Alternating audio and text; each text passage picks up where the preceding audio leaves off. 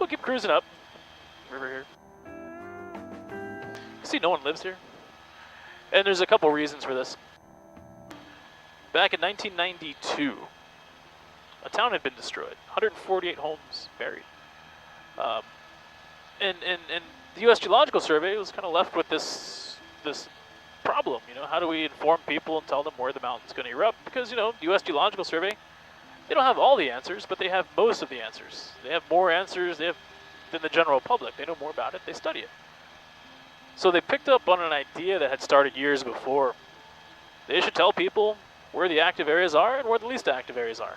Makes sense, right? So they came up with this scale. It's a zoning scale from 1 to 9.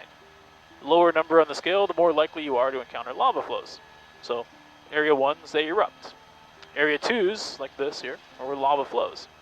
And then area 3 or better, you can essentially build. And it's based on inundation amounts over a given time frame.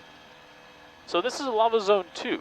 Not to say you can't build here. Not to say you shouldn't. It's just that if lava does flow, it's likely to come into the 2s. So that's what's happening out here, or what happened out here.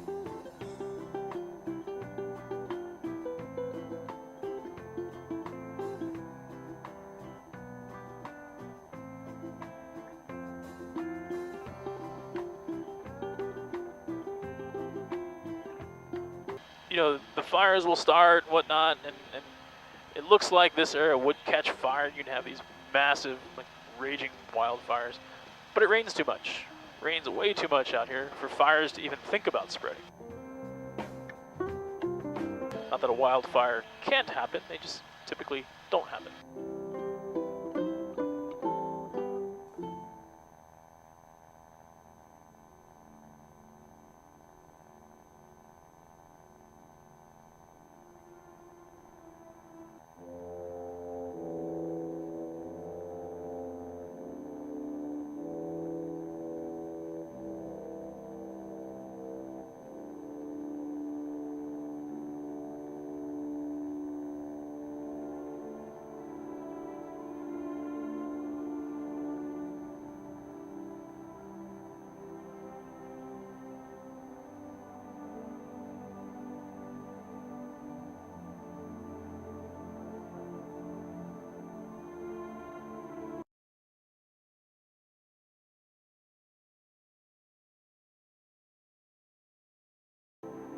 It's kind of cruising along. We're going to find some more areas. These are just the first areas we happen to encounter. This area is huge. It's been erupting non-stop since January of 1980. It'll come into view once we come on this side. There we go.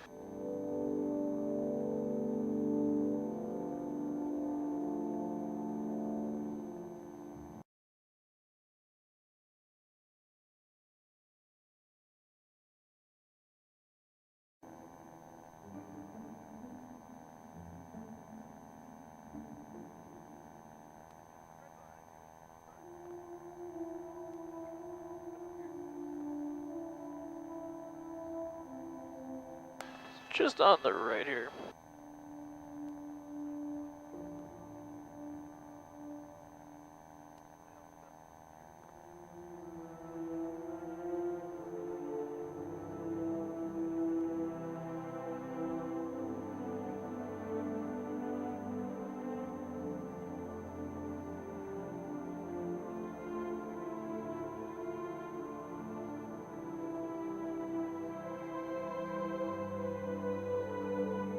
Older stuff has more of a reddish tint to it, so it has like a dirt appearance. But if you go down there, I assure you that's not dirt. It's just big, huge chunks of rock.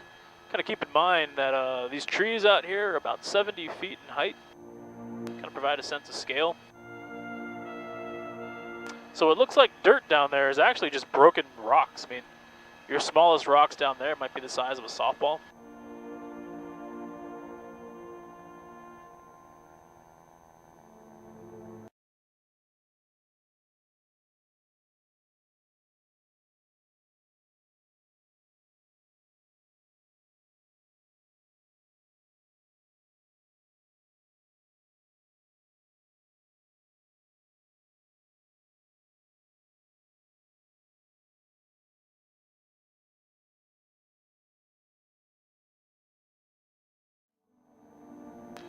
Leslie and Susan, at your window there, right? And then you see the red and the silver. If you focus on the silver colored rocks along the tips, is where it usually glows.